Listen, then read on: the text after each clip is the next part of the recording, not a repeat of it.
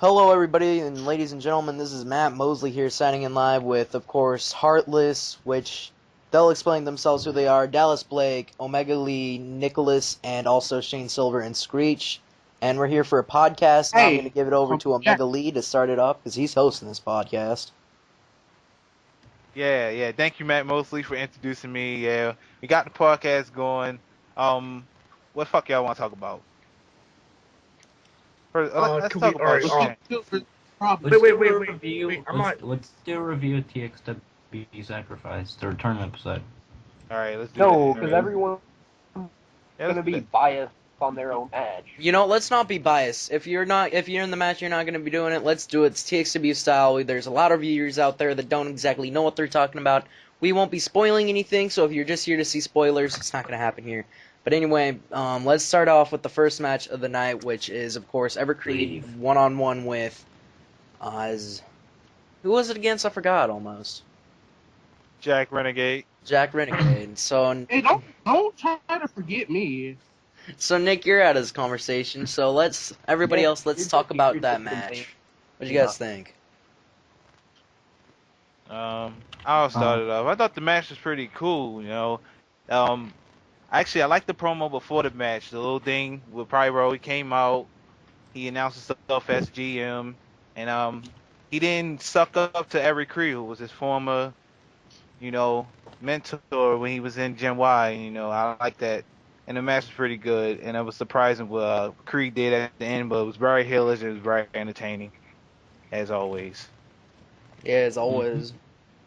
So, what'd you guys think about Creed getting himself disqualified? I thought that was, well,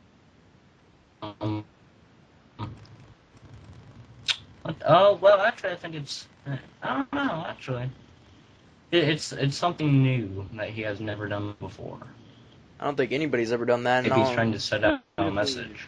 Send a message, and he said something a little bit later on in that in the night, and a later promo, but we don't exactly know what's going on with that.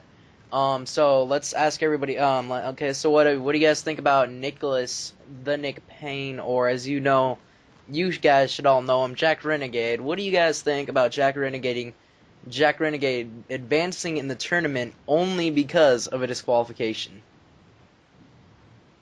I think it's terrible. Honestly, I'm gonna be quite honest with you. Honestly, like the fact.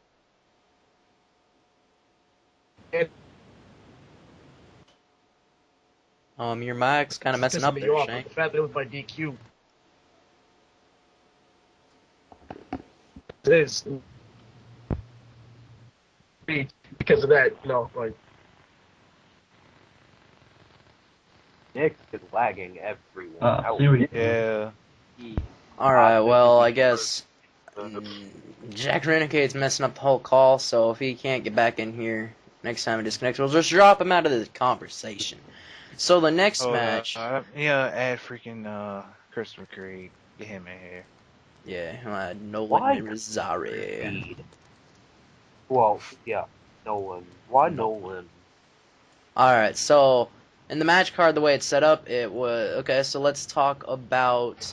Next, let's talk about the match with Rebellion versus Queen City Saints. Kings. King City Games. So let's talk about their match and how it went down. Well, myself, Heartless being in the match, I thought it was pretty good. Heartless, you can't talk. Bias. Even though we did have match of the night. Just saying. Well, in my personal opinion, I think it went perfect for the return of the tag team competition in TXW. Me and Omega being former tag team competitors, and both of us contending for the tag team championships, both of us on different occasions and different times in TXW in different parts of the season. I think it was a great return for tag team competition altogether, and if we have a couple tag teams, and if that's just the first tag team match we get to see in TXW with the Rebellion versus Queen City Kings, I think it's going to be a perfect... Queen City Queens. I think it's going to be a perfect combination if just them. Omega, what do you think? Yeah, I mean, all right. I find it funny how Dallas says we can't be biased towards our own matches. Yeah, this nigga just said that he had matches. Hilarious. I did. I mean, look at all of the matches and look at who did the most, who had the least botches, which would be our match, who had the perfect amount of reversals, our match. Exactly. Look at you. But can I just say one thing? The match, like Mosely said, I was a tag team competitor before. I loved the match, and I honestly thought it was better than my match at Final Testimony when we went against Gen Y. And a lot of people say that was a great match as well. So, that's what I thought about the match. It was kind of long though. It could have been a little shorter. It could have ended it like it looked like it could have been ended it earlier, but nevertheless, it was a great match. And Silver, what were you gonna say about it? I didn't cut you off earlier. Oh, about what? About the tag team match with Rebellion, and that's all I had to say. Honestly, I mean, I think it was a good match. I wouldn't go as far as to say it was match of the night, but I would definitely say that it was one of the better matches on the card. Honestly, not trying to interrupt, but it was a good match. It was a back and forth match, but it wouldn't be like it could be a match of the night, but it's still like a long match. Let's just put it that way. Long Hold on. match. If the people in that match were as big as like people like Silvera, Creed, people like them, I guarantee they would give us more credit for that match. It was a really good match, as I said. I mean, it's the tag team. If this is just the beginning of the tag team return, as I said, it's going to be a big return because that was a quality good tag team match that you wouldn't see in other companies. Most definitely. Yeah, other companies. Right, TXW's put together two of the best called tag team matches ever. Alright, so I think if I'm correct, the next segment was Everett Creed's promo. And that was pretty much him making a riddle about what things to come and what the purpose was to do with, why he got himself disqualified from Jack Renegade's match. Honestly, I think it was perfect. Creed's awesome on the mic. We saw that at the beginning of the night, and we've seen that every time that Creed comes out. What do you guys think about that? If you guys want to talk, I won't tell you who needs to talk. Just, if you have something to say it. Go ahead. Yeah. I honestly had no idea what he was talking about. I'm just gonna go ahead and start off with that. Because this hard riddle. I don't barely even know what it is. Yeah, I didn't know what the hell he was talking about. well, I still don't know. I looked at it like 5 times. I was like, what the fuck are you talking about, Creed? He was talking about the gold rush and how, Pretty much people trying to go. Kind of my interpretation of it is him trying, everybody trying to get to the top spot. Everyone trying to get the shoes where Shannon Silvera was before we went on the hiatus.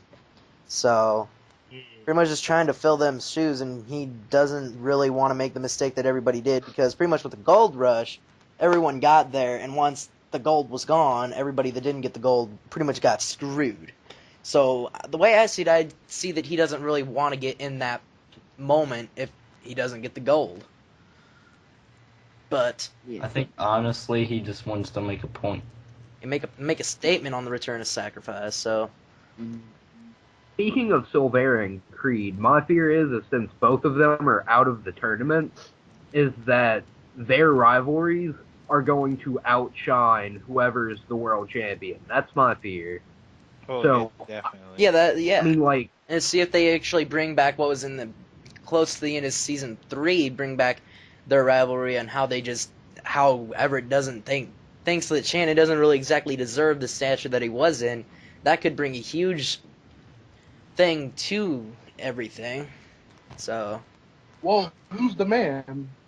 That's Nolin, Nick. Yeah, that's Nolin Irizarry. God, Nick, you're retarded. Salutations. Yeah, Nolin Irizarry, welcome to the podcast. You're coming a little bit late. Pretty much we're just on to we're on to your match. So you'll just be quiet for a while. The next match is Nolin Irizarry against, if I'm correct, Corey Cage. Yep. So I'm not too sure about these two people. I'm sure that I know Corey Cage came from, of course, RCWE after they shut down for their little hiatus that they'll be back later on. But he signed over from RCWE, and Nolin Irizarry signed over with all the other B2C people. Two superstars coming from their respective brands. And if I'm correct, wasn't Corey Cage just the champion over there in RCWE? Yeah, he was the last champion of RCWE. Not only that, but he also won it in a 6-man ladder match, which was pretty impressive nonetheless. So yeah, we got Corey Cage going on King of the Mountain, right? Sorry, and he did it without tryhard. RCWE Just saying. champion. Oh. So let's continue Well, that's on. because there was a 6-man. Dallas, don't get butthurt. Let's now. pull this back. To the match that we were talking about at hand. So let's just go to Corey Cage and Nolin. What do y'all think about the match? Yeah. So what did you guys think about the whole setup of this match and pretty much the stipulation towards the 8-man tournament? I can't say anything because I'm gonna be biased. Well, I thought the match was pretty good. I thought it was better than what I thought it was gonna be. Yeah, but it was good. Here's one thing. I had to go eat dinner during this match, I think it was. So I didn't get to see it all, but I did later on watch it on the TXW channel. And I did think that Nolin has improved from his breakout run. I heard days. He's still a tryhard. Well, what I thought of the match was it wasn't too bad. Just saying. It was a pretty good match, though. It was a lot of good spots, you know. Like I said, it was better than expected. Yeah, some great moves in there, and of course, what the win ended up being, if I'm correct. All right, one step closer to the World Championship. It's just not a bad thing at all. Yeah, and honestly, in the moments with two new superstars coming into TXW, trying to get the power hungry, trying to get their name known. Honestly, there's been a lot of people that came in and try harder, but as I said, it's pretty much the first match. I mean, it sucks, and I hate when people do try hard, but it's one of those things that if they really want it, they will try anything to do it, but people try not to have people do that. But, so the winner of the match ended up being Nolin Irizarry. So, what'd you guys think about the ending of that match, though?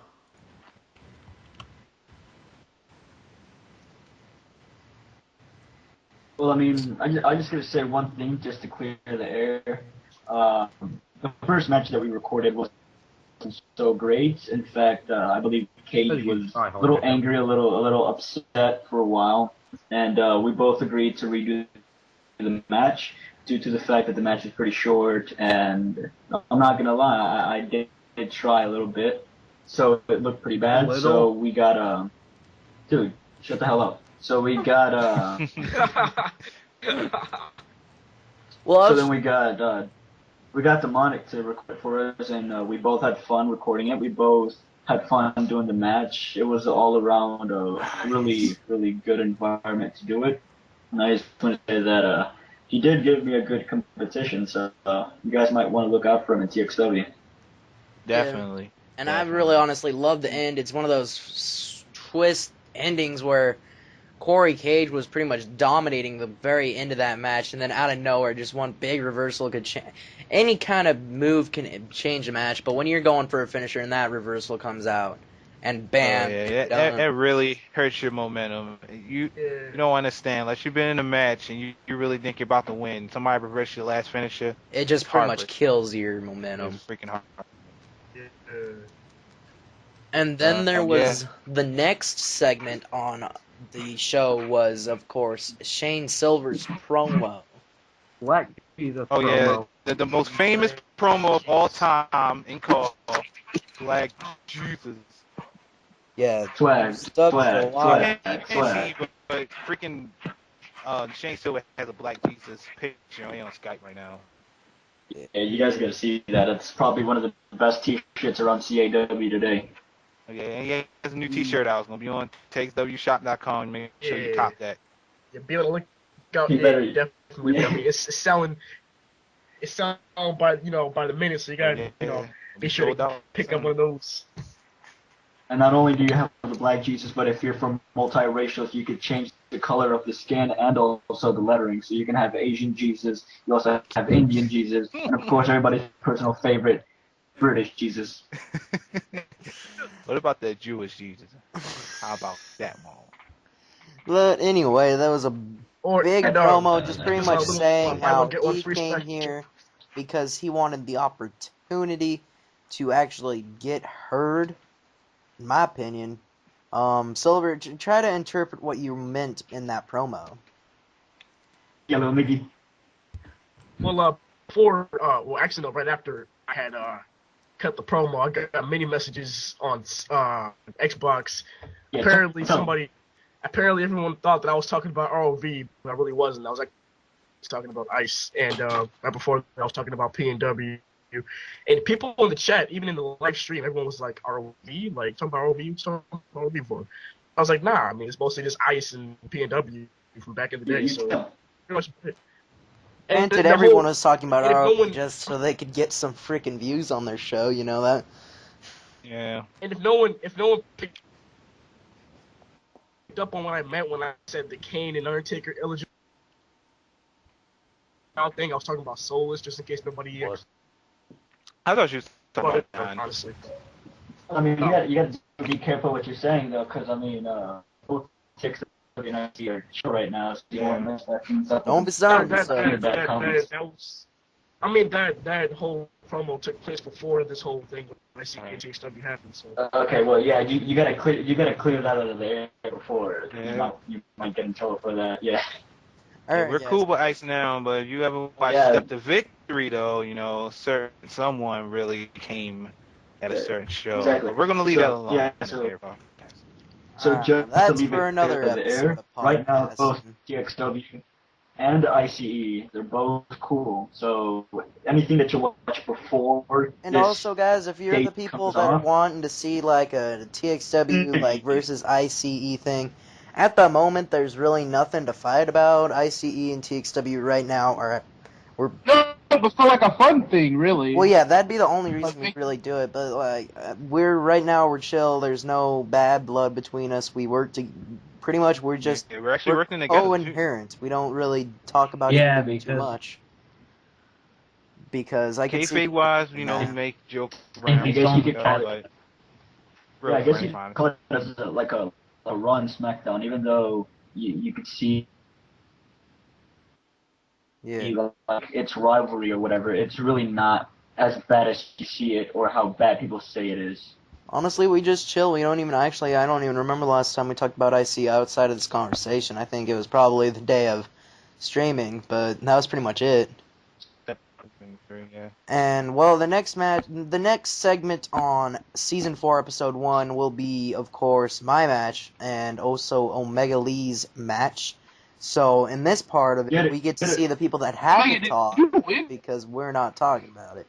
So pretty much, I made the biggest impact in TXW Sacrifice Rebirth.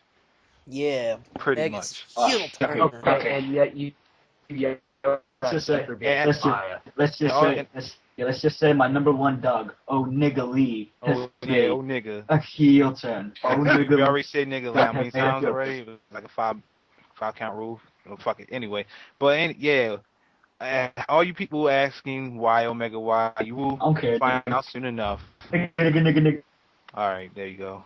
No more You just used up all our niggas, yo. Yeah, you really did use up all our niggas. Pretty much, I think the match explains itself. There was good moves in there. Don't be biased. I'm not going to say what should have happened and what on. I'm just going to sit there and say, in my opinion, we had some great moves. Sadly, I didn't get to tag in Vinny Vigo too much, but it was pretty much a good match anyway. That's about it. So, guys, at Ultimatum, we already have one match confirmed for the show. And that's, well, of course, the Internet Championship, where we get to see Omega Lee go one-on-one with Dion Diamond. Yeah, you gotta say a swag. My nigga. Omega Lee, yeah, that nigga. Nigga. Most anticipated nigga. The most anticipated Great O. Nigga come. It's a 10. That's right. Nigga come. Hey. Alright, guys, let's bring it back. The next match, of course, is with Cody Chase, and it goes one-on-one with, I believe, I actually forgot who he went against. It was Shane. Oh yeah, Shane Silver. You lost. How can you forget the Black Jesus? Because you lost. That's how. Going to Black Jesus hell. Okay. I'll see you in your match. Like Jesus hell. I accept that I lost, and I'm gonna work back into it. But either way, this match was a pretty big match. We got Shane Silver, who was or is not commentating for ROV. I'm not sure what's going on with him on that part. But former RCWE competitor going against a former B2C future competitor, and he's actually a former B2C champion. And pretty much we just have these two superstars going one-on-one. It was a huge match. Honestly, I liked it a lot. What'd you guys think about it? I mean, like for me, I mean, this match was tremendous. You know, kind of slow pace in the start, but that's what you expect when you try to make a match look really, really real. I like the ending too, pretty much where he actually waits for him to get up, lets him hit the knee, and then just finish it off with a Dreambreaker. That was pretty cool. Overall, the match, I'll give it a 7 out of 10. Yeah, I think it was a really good match, just mainly to the point. It was supposedly a very big, memorable match, and I think it's going to be a huge start. Even since Shane Silver lost, who they talk about at the end of the night, it's mainly Black Jesus. No one's talking about Cody Chase right now. Just for a second, I mean, you got to think. Well, I mean, yeah, including that match, the person that was talked about the most was Shane Silver and who lost. But let's be honest, going off of that match into the next one, the most talked out of all TXW, AC Arthurs. So I guess we're moving straight into. Guess we're moving straight into the next segment, which is actually a promo from Cody Chase, the Darth Vader voice, pretty much. God. So he's yeah.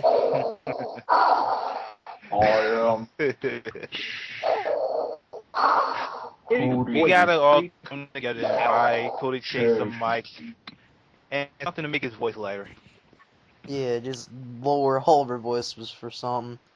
But after his promo, honestly, I didn't even really pay attention to it. I was doing other things that moment. But pretty much after. Watch now.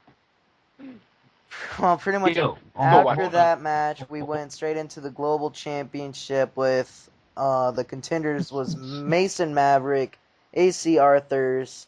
We also had Ace Whistler and AJ Adams. Yeah, Ace Whistler, AJ Adams, and Mason Maverick, and also AC. So pretty much, it was a great match. It was a nice long match. I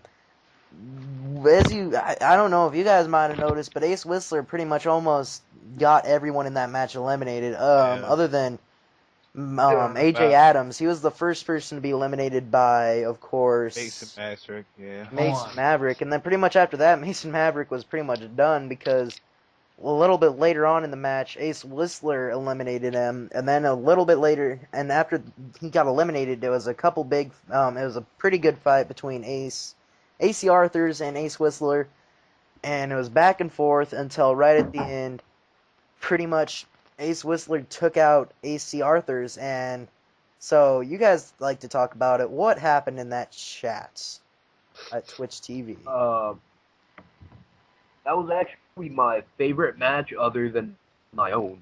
Out of the entire night. It was really good.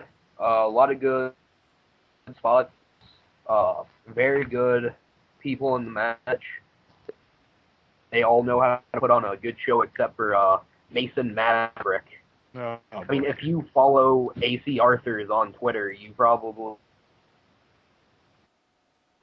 heard all about it, how he sent AC a message saying that he refuses to sell for him. And I mean, I personally don't like him because of that. Refusing to sell for someone just because you don't like them, I think that's a load of BS. Just like Mosely said last night to AJ Adams, you're not going to make a lot of friends at TXW. You don't sell, you don't kick out on the first first finisher, you know. Yeah, that's kind of the thing that I say to a lot of people because, as most of you don't know who's watching this, is I'm a recorder for working with TXW for it also. When people lose their debut and they sit there and their butt hurt, because that's happened a lot with a lot of people in TXW, and a lot of the new people are wanting themselves to be heard. Pretty much it just goes with one of these things. You don't see people win their debuts, they don't go as far most of the time as people that lose. If you think about me, I'm not saying I've gone far, but I lost my debut match, yet I'm a former internet champion, and I was at Final Testimony 3. Dion Diamond, he lost his debut, and he went straight on to almost an internet championship, possible internet championship reign. Tyler Emerson won his debut, went into Gen Y, and you haven't heard so much from him as you've heard of possibly me. The ways that things happen, you don't always have to win as long as you can actually sell. So, the thing I like about the match, though, is the outcome, you know. Well, not only sell, but I believe, like, the most important part of the matches are look good. And before I was a big tryhard or whatever, I'm not going to deny it. But like you said, you're not going to make a lot of friends in TXW if you don't sell, make the match look good, whatever. That's what I'm trying to change. Yeah. Pretty much the thing that I really liked about the whole match in general. And the match that Corey Cage and I did, I do believe that I made this match look good. Yeah. Yep. Yeah. So, what happened next? What happened next, Mosely? Hey, one second. Hey, Lee. Yo. Omega, kick. He's making a flag. Yeah. I'm making it lag. If you haven't been paying attention to the chat. Yeah, it's just, I don't know what's going on right now. Yeah, he just keeps dropping, just kicking him. We can talk to him later. I believe the next segment. Pretty much the thing that I liked most about the match is the ending, mainly before the stabsure of when AC lost. It's not that I don't like AC, it's just how it happened, and especially on the Twitch TV, if you guys weren't there watching the stream, how everybody that was watching and commenting, everyone was really pretty much pissed off that AC lost that match to Whistler.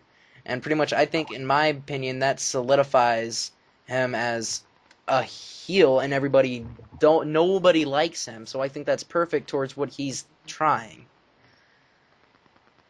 And pretty much, I think that might be almost a bigger kind of heel than Omega Lee, pretty much, just because of that. Yeah, definitely, because, like, I only kicked Dion Diamond's ass. Freaking, Ace Whistler, he's getting so much heat just because AC is just so popular, which is good for him because Ace Whistler is a very good guy in TXW. He's very declarated right now. It's just like his third championship, right? I believe it's like his fourth or fifth in the past year, mainly because of the United States and the Universal and all that stuff. Yeah, he's had we've gone through 3 mid-card championships. He's had every single one of them. Other than the Internet Championship. So, He's Oh yeah. been there and he's done that, and pretty much either way, as long as people see what he is, it's gonna do him good. So pretty much after that match, I believe we get another qualify. Actually, no, that goes straight into the main event match between Jacoby Vengeance. No, no, not yet. We had the interview. Oh yeah, with Shannon Silveria. Oh yeah. So I didn't really get to see it, and I haven't really gone back to watch it. So what do you guys pretty much think about that? Shannon, he's trying to be a face. Somebody said he didn't seem like a face. I was like, really? Because he seemed bright face to me on that interview. He's just a cocky face. Yeah. And I don't think that people really see the difference between cockiness and being a heel. And baby face, yeah. No, I honestly think that. Well, to be fair, there's a difference between cockiness and arrogance. To be honest, I think Silvera's on that fine line between cockiness and arrogance. Yeah. So I can understand why they assumed that he was a heel.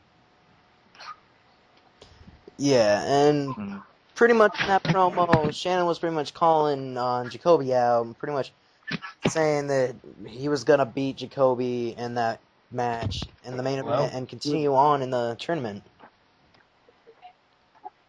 So I think we've covered the promo, and now we are on to the main event between, of course, Jacoby Vengeance and Shannon Silveria. Yeah. The thing I like about this is these two been in TXW since the very beginning. You watch Final Testimony when Jacoby Vengeance was at Final Testimony 1, Shannon Silveria also was at it.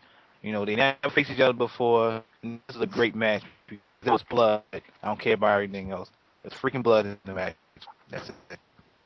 Well, honestly, I just go off the main factor that Jordan Ashba played a huge part in the victory of Jacoby Vengeance, mainly towards the purpose of getting involved in some of it. Of course, the part where she was trying to get Jacoby's attention and talk to him about a game plan when Shannon hit the CDT. I think that was pretty much a big point. Of course, Jacoby got the finisher done to him, but she was able to distract that ref for the perfect amount of time for Jacoby to be able to kick out of that move. Either way, right after that, close to that moment, Jordan Ashba got ejected. Either way, she got pretty much served her purpose for the most of the match. And the thing I want to, I'm sorry to interrupt, but the thing I want to add, a lot of people do not understand, is that both Jacoby Vengeance and Shannon Silveria live in the same house. Yes, they did do an offline match, but both players were present in that match. So the blood that you see is because of that. So it was not an online match. There's no need to do an online match when you live in the same household. Exactly. So people asking, oh, why did you guys do it offline? Was somebody not there? No, it's just both people live in the same household. Pretty much the way it was we were TXW was originally going to be on hiatus until WWE13, and that was the original plan. But Shannon pretty much had the time, the chairman pretty much had the time to restart over and get TXW on its feet before WWE13 so we could get rolling. Planning on getting Ultimatum out around WWE13. But pretty much the reason that match was done is because Shannon sold his WWE12 because he didn't think he was going to be playing it too much anymore. Pretty much they only have one copy of the thing, so they couldn't do it all over online if they wanted. They didn't really want to deal with the servers anyway, so they just did it offline, and they had blood on. So pretty much I think it worked on in their favor anyway. And so it wasn't scripted at all. It was all 100% legit between the two. Which I don't really understand why it matters. If it was offline or online, you know, you play it offline, put on a great match. I mean, I understand it's an online league, but still, if they're in the house, if that's convenient for them to do it that way, then let them do it that way. And honestly, you know, I prefer them to do it that way. Yeah, pretty much the stancers of TXW. Most people want to win, but the main part is this show is done for you. This show is made so you guys can enjoy the product, and pretty much that's it. So and the great thing about it, yeah, just that some of the tryhards don't understand that. Oh, was that a shot? Wait, what? Shots fired. What did he? Hold on. shot fired. Shots fired. Hold on. This is the fun part of the podcast. Hold on. I didn't even hear what he was saying. I didn't even hear what he said. What did he say? Else, why don't you go ahead and repeat this, man? Why don't you go ahead and repeat? It's just that some of the tryhards in TXW don't understand that the show is for the enjoyment of the fans. Yeah, it's Nick connection. Okay, listen. Let's stop with the tryhard thing because he's already admitted on multiple terms on this podcast that he was a tryhard. Hold on. I just want to get one thing clear. Like I said, I'm stopping the tryhard. I'm actually making matches look good. I don't understand why Dallas Blaike is still attacking me only because I tryharded him and break out and made him look like a jobber when I beat him in less than 5 minutes. Agreed. It's the fact that we agreed that I would let you win as long as you let me look good. Then they said, no, you guys can't do that. So I said, all right, we'll just do a legit match. And then I beat you in less than 5 minutes.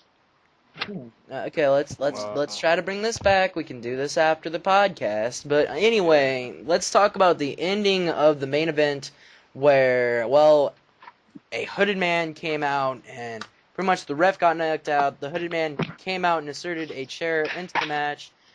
Pretty much Jacoby used that to his advantage and took out Shannon Silvera, and Shannon Silvera got beat. And Mr. Money in the Bank, Jacoby Vengeance, is continuing into the tournament in the semifinals. Pretty much after that... Whoa. What, Nick? What the How hell is he in Money in the Bank? Yeah, he's in the tournament. This is what I don't get. I don't think he's still the Money in the Bank. Actually, yes, he is. Listen to the commentary and bit a good little boy. You would have actually heard Nathan Scott refer to him as Mr. Money in the Bank. Not only that, but Shannon said on the chat, if you were there at the live stream, he did confirm the fact that Jacoby Vengeance is still the Money in the Bank winner, and he still has the contract. It was the main thing, part of his entrance when he was talking about it, is even if Jacoby loses this match and Shannon continues and actually becomes World Heavyweight Champion, whoever becomes, that Jacoby still has that contract and can cash it in any time. It is his wild card. So pretty much it still works in, and we could possibly talk about it a little bit later. But either way, after this match, the big, huge moment in TXW came out with the Hooded Man. And what did you guys think about the Hooded Man? And if you guys think you know who it is, also try to sit there and say if you think you know what it is. I think I know. I think I know who it is, but I don't want to give any spoilers to anybody because I mean I've talked to him at parties and I've hanged around him. I've seen his car and it basically looks exactly like him. So I think I know who it is, but I don't want to give any spoilers. I actually know who it is, and I don't know if I should say it right now. Let's not tell I don't want to say. I don't want to say because it's a huge part. Yeah, I don't want to say who it is because it's a huge part of Shannon Silvera's storyline. So yeah, let's give up a key element as well.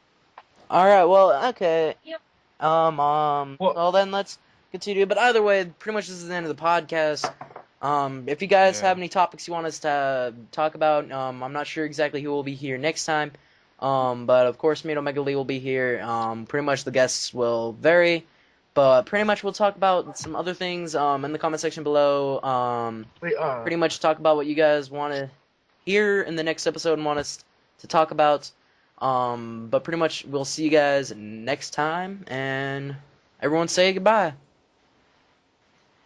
Oh wait, I got one more thing to say. I'm gonna have everybody's YouTube and Twitter information in the description box, so you can rate, subscribe, comment, and follow us on Twitter because we're pretty funny on Twitter. Can I follow me at the Lost Belief, baby? Oh, no. Say one thing real quick. I got like one nigga left. So If it's about me, just leave it up there. No, it's not. Alright, guys. Anyway, Everything I we'll say is see you about all you. next time, and we'll see you later.